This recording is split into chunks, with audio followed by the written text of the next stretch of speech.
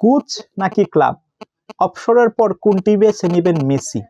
তো আপনারা সবাই জানেন ফুটবলের তারকা হিসাবে অন্যতম one of the most important তারকা সেটা হচ্ছে মেসি। মেসির অবসরের পর তিনি কি কোচ হবেন নাকি ক্লাব বেছে নেবেন? আপনাদের কি অপিনিয়ন? এখানে আমার হাতে একটা প্রতিবেদন আছে। এই প্রতিবেদনে আমরা দেখব যে আসলে ঘটনাটা কি ঘটতে পারে। ফুটবল ক্যারিয়ার অত্যন্ত লগ্নে লিওনেল মেসি ইন্টার মায়োকে প্রথমবার শিরোপা এনে দেওয়ার আর্জেন্টিনা ফ্লোরাইড রেকর্ড ষষ্ঠ বিশ্বকাপের জন্য প্রস্তুত নিচ্ছে। পাশাপাশি মাঝে মধ্যে তাকে অপশন নিয়েও প্রশ্ন শুনতে হয়েছে।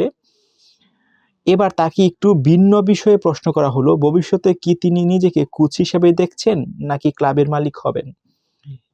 এমন অবস্থায় জানালেন অবসরের পর নিজের ক্লাব পরিচালনা ও তার উন্নয়নের কাজ করার ইচ্ছা আছে। তার মানে যেহেতু হচ্ছে ফুটবল জগতে one of the most important সে হচ্ছে মেসি। তার মানে সবাই হয়তো একটা ধারণাটা করে যে মেসি যেহেতু ভালো পারফরমেন্স করে খেলার জন্য, তাহলে অবসরের পর হয়তো কোচ হিসেবে দায়িত্ব নেবেন। কিন্তু এখানে ভিন্ন একটি মতামত প্রকাশ করছে মেসি, সেটা হচ্ছে নিজের ক্লাব গঠন করবে এবং ক্লাবের যে মেনটেন্যান্স এবং উন্নয়নের যে কাজগুলো আছে সেই কাজগুলো করবে। আর্জেন্টাইন স্ট্রিমিং চ্যানেল লুজি টিভিতে গতকাল মঙ্গলবার প্রচারিত এক সাক্ষাৎকারে মেসি বলেন, আমি নিজেকে কোচ হিসাবে দেখি না।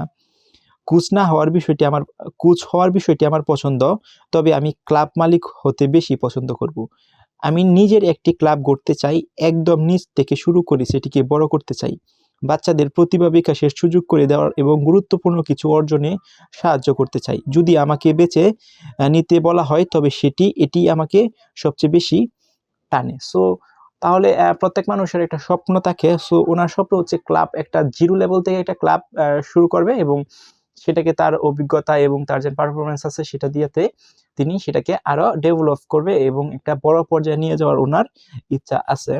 মেসি সম্প্রতি ইন্টার মামিয়ার সঙ্গে 2028 MLS মৌসুম পর্যন্ত চুক্তির মেয়াদ বাড়িয়েছে। আরো কয়েক বছর তাকে মাঠে দেখা যাবে।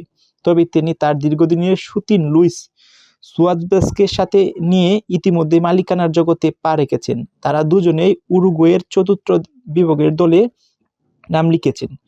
ক্লাবটির নাম সুয়ারেজ ও মেসির নামে অধ্যক্ষ দিয়ে রাখা হয়েছে। বর্তমানে এই ক্লাবে 80 জন পেশাদার কর্মী এবং 3000 সদস্য রয়েছে। একটা হিউজ পরিমাণ একটা ক্লাব, অর্থাৎ এক্সিস্টিং একটা ক্লাব আছে, সেখানে 80 জন পেশাদার কর্মী আছে এবং হচ্ছে 3000-এরও বেশি সদস্য সেখানে অলরেডি আছে। সুয়ারেজ বলেন, দীপু প্রশমন এলএস একটি পারিবারিক স্বপ্ন যা 2018 সালে শুরু হয়েছিল। 3000-এরও বেশি সদস্য নিয়ে আমরা অনেক বড় হয়েছি। উরুগুয়ে ফুটবলকে যাকে আমি ভালোবাসি এবং সেখানে আমি বড় হয়েছি। আমি এমন সুযোগ ও সরঞ্জাম নিতে চাই যাতে কিশোর ও শিশুরা বেড়ে উঠতে পারে। তার মানে হচ্ছে মেসির মূল যে পয়েন্ট আছে সেই মূল পয়েন্ট হচ্ছে একদম বিগিনার ফ্রেন্ডলি, যারা ছোট বাচ্চাদের তাদেরকে বা ফুটবলে ভালো পারফরমেন্স করার জন্য ওইভাবে গড়ে তোলার জন্য উনি ক্লাবে যুক্ত হতে চাই। সো এখানে আরো বেশ কিছু কথা বলা আছে, মানে সারমর্ম এটাই, সেটা হচ্ছে অপশনের পরে মেসি হচ্ছে উনি কোচ হবেন না, উনি হচ্ছে ক্লাবে জয়েন হবেন।